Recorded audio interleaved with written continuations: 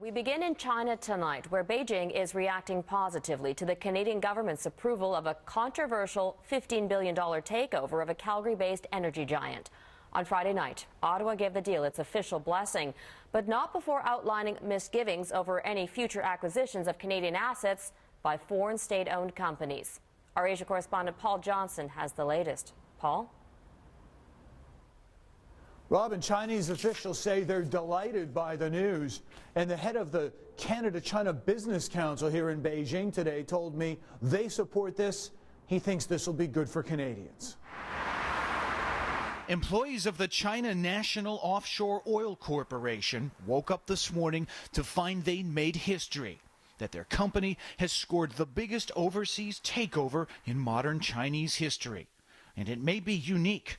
In approving the deal, Prime Minister Harper also made it more difficult for similar takeovers to happen in the future. This transaction in and of itself does not raise our fears that we are transforming the Canadian oil sands. CNOOC, as it's known, says in taking over Nexen, it'll keep the company's headquarters in Calgary, that existing management and employees will stay on, and that its shares will be listed on the TSX. It's a very good deal, not only for the short term, for the long term. The announcement ends months of anxiety, while Ottawa determined if the deal is a net benefit to Canada. Nexen shareholders wanted to sell, but since CNOOC is controlled by China's communist government, the deal triggered special scrutiny. I think it's a very legitimate reason to be concerned.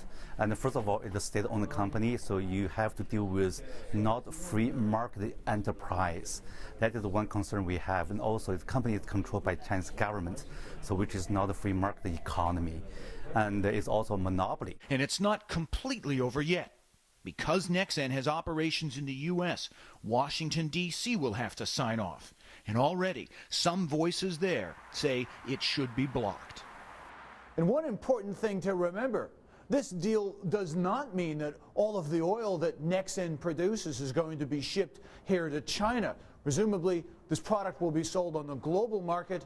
It's possible more of it could end up being used in Canada than ever coming to China. The profits of the company, however, will be controlled here in Beijing. Robin? Paul Johnson reporting tonight. Thanks, Paul. For more on the political implications in Canada, let's bring in Tom Clark. Tom, obviously the Prime Minister had to carefully couch the framework for all of this. What has the public response been? Well, Robin, there's a poll out this weekend that shows just how difficult this is politically. The Ecos poll reveals that 72% of those say that they are opposed to the deal. Even in Alberta, opposition is running at more than 2/3.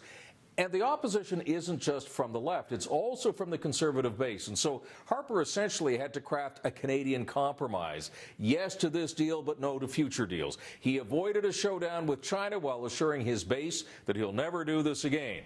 And the next poll might tell us if that worked or not. These deals seem to put a heavy focus on Alberta oil sands. What about other Canadian assets? Well, you know, Harper said he roped off the oil sands because that was the issue on the table at the time. But you're right.